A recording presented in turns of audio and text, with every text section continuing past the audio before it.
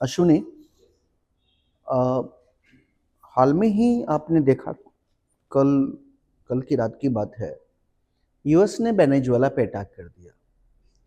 इससे international relation पे क्या इफेक्ट पड़ने वाला है? सर, यूएस का वेनेजुएला पे attack direct international UN charter का उल्लंघन देखा जा रहा है, क्योंकि किसी भी देश की सोवरेनिटी या इंटीग्रिटी पर इस तरीके से अटैक करना यूएन चार्टर का उल्लंघन है और इंटरनेशनल रूल्स के भी खिलाफ है।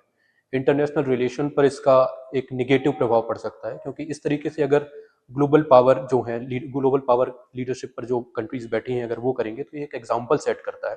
उदाहरण के लिए, यदि कल चाइना चाहे तो वह भी ताइवान में इस तरीके के एक्शन ले सकता है, रशिया चाहे तो वह भी इस तरीके के ठीक एक्शन है, तो यूक्रेन में ले मान सकता लीजिए, ठीक है, मतलब आपने इसको बोला कि ये गड़बड़ है।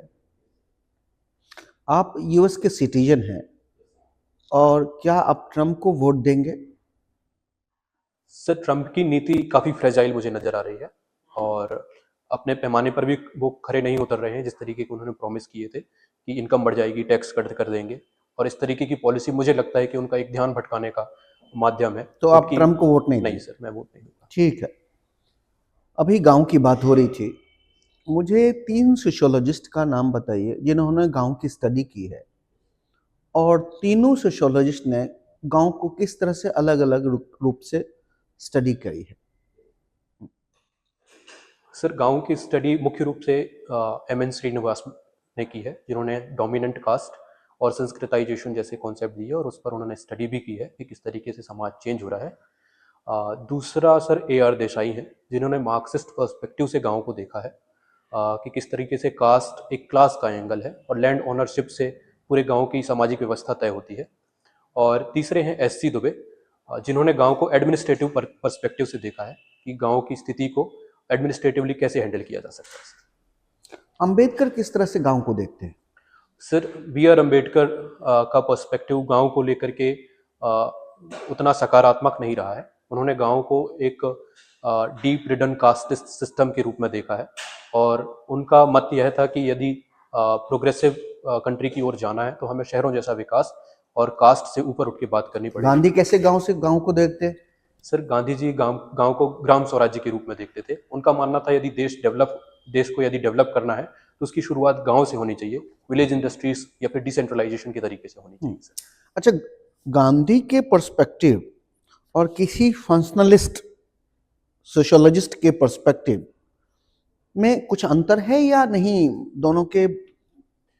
सर, गांधी जी का व्यू भी एक फंक्शनलिस्ट व्यू ही माना जा सकता है, लेकिन गांधी जी का व्यू काफ़ी आइडिएशनल व्यू उसको देख सकते हैं, क्योंकि आज अगर देखें तो गांधी जी ग्राम स्वराज की बात करते हैं।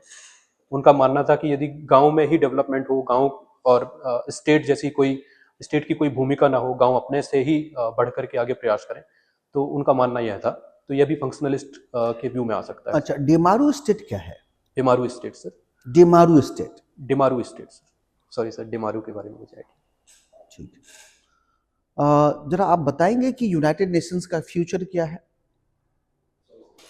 यूनाइटेड नेशंस का आगे आने वाले दशकों में अंतर्राष्ट्रीय स्तर पर क्या फ्यूचर है, क्या भविष्य है? क्या यूनाइटेड नेशंस को एबॉलिश कर दिया जाए?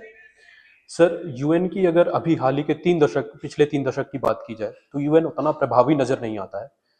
ये मान सकते हैं कि यूएन ने बहुत सारे वॉर रुकवाए होंगे, क्योंकि यदि यूएन नहीं होता तो ना तो ग्लोबल संवाद का एक प्लेटफॉर्म बचता, और ना कंट्रीज आपस में कम्युनिकेट कर सकती।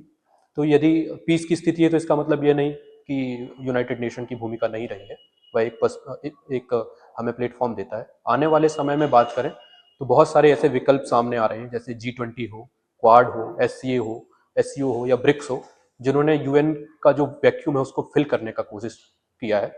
मेरा मानना है कि यूएन अभी भी रिलेवेंट है और आगे आने वाले समय में भी रिलेवेंट होगा, लेकिन समय के साथ साथ उसमें रिफॉर्म्स की आवश्यकता है सर।